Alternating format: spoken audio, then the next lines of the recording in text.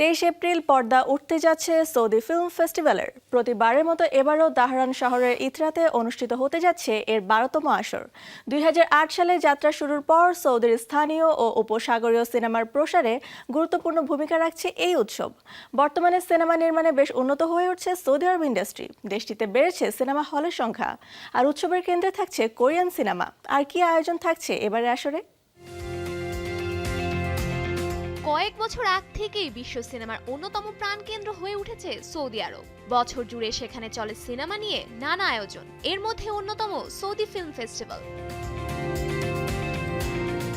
প্রতিবারের মতো এবারও অনুষ্ঠিত হতে যাচ্ছে ফেস্টিভ্যালটি। দাহরান শহরের ইথরাতে আগামী 23 এপ্রিল পর্দা উঠছে উৎসবের 12তম আসরের।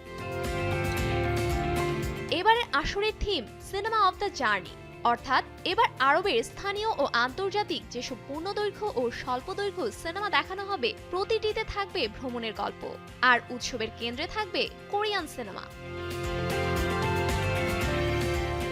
গত বছর বিশেষভাবে গুরুত্ব দেওয়া হয়েছিল জাপানিজ সিনেমাকে। এবারে স্পটলাইট অফ কোরিয়ান সিনেমা নামে বিশেষ এক আয়োজন রাখা হয়েছে উৎসবে। কোরিয়ান সিনেমার নান্দনিকতা ও নির্মাণ শৈলী নিয়ে থাকবে বিশেষ প্রদর্শনী ও সেমিনার। এ প্রসঙ্গে কথা বলেন সৌদি চলচ্চিত্র উৎসবের প্রতিষ্ঠাতা ও পরিচালক আহমেদ আল মুল্লা।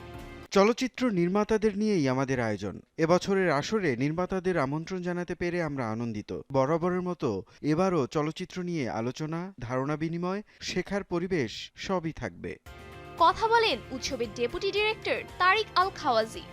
আয়োজনটি আঞ্চলিক সিনেমাকে বিশ্বমঞ্চে পরিচিত করতে এবং স্থানীয় প্রতিভা বিকাশে বড় ভূমিকা রাখছে। সৌদি চলচ্চিত্র উৎসব বর্তমানে সৌদি ও উপসাগরীয় অঞ্চলের চলচ্চিত্র শিল্পের প্রাণকেন্দ্রে পরিণত হয়েছে। সপ্তাহব্যাপী এই উৎসবে পূর্ণদৈর্ঘ্য ও স্বল্পদৈর্ঘ্য চলচ্চিত্র প্রদর্শনের পাশাপাশি থাকছে ডকুমেন্টারি স্ক্রিনিং ও চিত্রনাট্য নিয়ে বিশেষ ওয়ার্কশপ।